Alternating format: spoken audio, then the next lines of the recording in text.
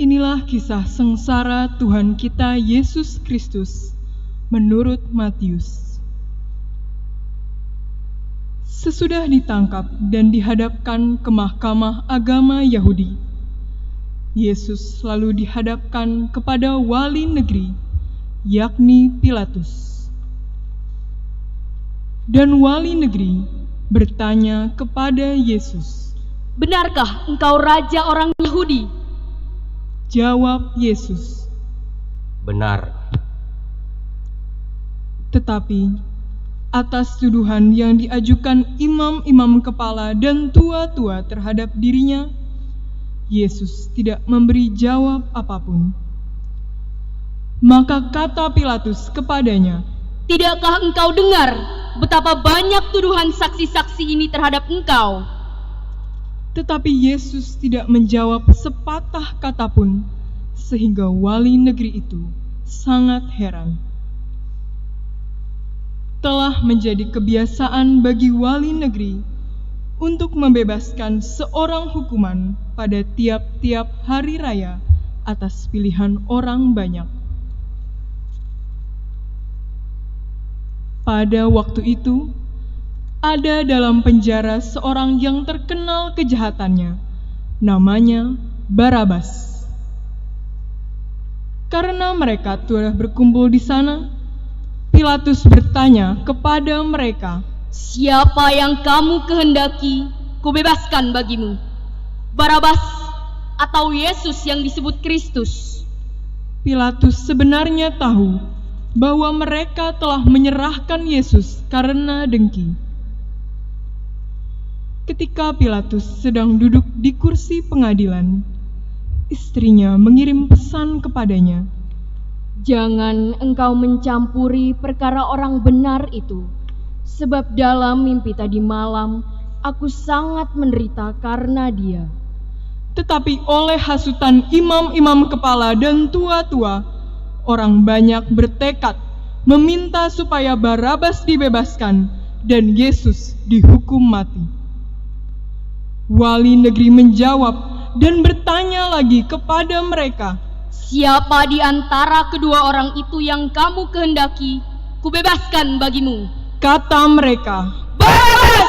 Kata Pilatus kepada mereka, "Kalau begitu, apakah yang harus kuperbuat dengan Yesus yang disebut Kristus?" Mereka semua berseru, "Ia harus disalibkan!" Kata Pilatus. Tetapi kejahatan apakah yang telah dilakukannya? Namun semakin keras mereka berteriak, "Ia harus disalibkan!" Ketika Pilatus melihat bahwa segala usaha akan sia-sia, malah sudah mulai timbul kekacauan, ia mengambil air dan membasuh tangannya di hadapan orang banyak, seraya berkata, "Aku tidak bersalah terhadap darah orang ini. Itu urusan kamu sendiri." Dan seluruh rakyat itu menjawab, "Biarlah darahnya ditanggungkan atas kami dan atas anak-anak kami." Lalu Pilatus membebaskan Barabas bagi mereka, tetapi Yesus disesahnya, lalu diserahkannya untuk disalibkan. Serdadu-serdadu wali negeri membawa Yesus ke gedung pengadilan, lalu memanggil seluruh pasukan berkumpul sekeliling Yesus. Mereka menanggalkan pakaian Yesus dan mengenakan jubah ungu padanya. Mereka menganyam sebuah mahkota duri dan menaruhnya di atas kepala Yesus, lalu memberi dia sebatang buluh di tangan kanannya. Kemudian mereka berlutut di hadapannya dan mengolok-olokkan dia. "Salam, hai Raja orang Yahudi." Mereka meludahinya, lalu mengambil buluh itu dan memukulkannya ke kepalanya. Sesudah mengolok-olokkan dia, mereka menanggalkan jubah itu daripadanya dan mengenakan kembali pakaiannya sendiri. Kemudian mereka membawa Yesus keluar untuk disalibkan.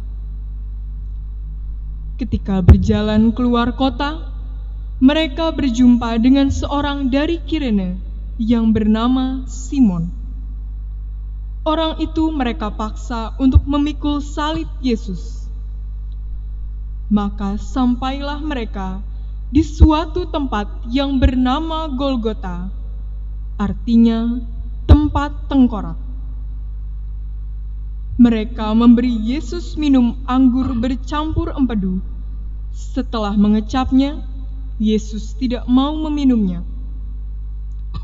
Sesudah menyalibkan Yesus, para serdadu membagi-bagikan pakaian Yesus dengan membuang undi, lalu duduk di situ menjaga dia. Di atas kepala Yesus terpasang tulisan yang menyebut alasan mengapa ia dihukum. Inilah Yesus, Raja orang Yahudi.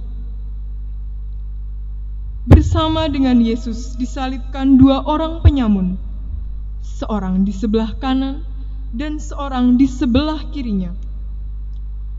Orang-orang yang lewat di sana menghujat Yesus, dan sambil menggelengkan kepala, mereka berkata, "Hai engkau yang mau merobohkan bait suci dan mau membangunnya kembali dalam 3 hari, selamatkanlah dirimu. Jikalau engkau anak Allah, turunlah dari salib." Demikian juga imam-imam kepala bersama ahli Taurat dan tua-tua mengolok-olokkan Yesus dan berkata, "Orang lain ia selamatkan, tetapi dirinya sendiri tidak dapat ia selamatkan. Dia Raja Israel, baiklah ia turun dari salib dan kami akan percaya kepadanya. Ia menaruh harapannya pada Allah. Biarlah Allah yang menyelamatkan dia, jikalau Allah berkenan kepadanya.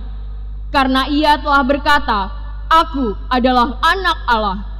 Bahkan penyamun-penyamun yang disalibkan bersama dengan Yesus mencelanya demikian juga. Mulai dari jam 12, kegelapan meliputi seluruh daerah itu sampai jam 3. Kira-kira jam 3, berserulah Yesus dengan suara nyaring, Eli, Eli, lama sabatani. artinya, Allahku, Allahku, mengapa engkau meninggalkan aku? Mendengar itu, beberapa orang yang berdiri di situ berkata, Ia memanggil Elia.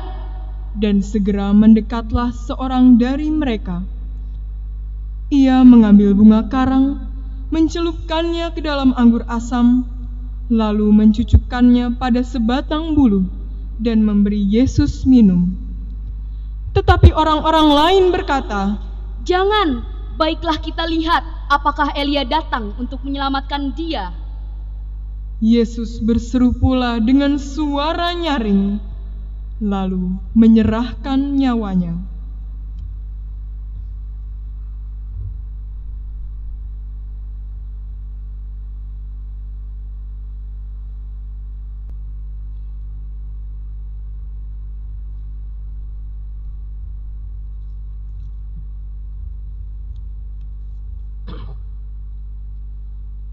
Dan lihatlah, tabir bait suci terbelah 2 dari atas sampai ke bawah, dan terjadilah gempa bumi.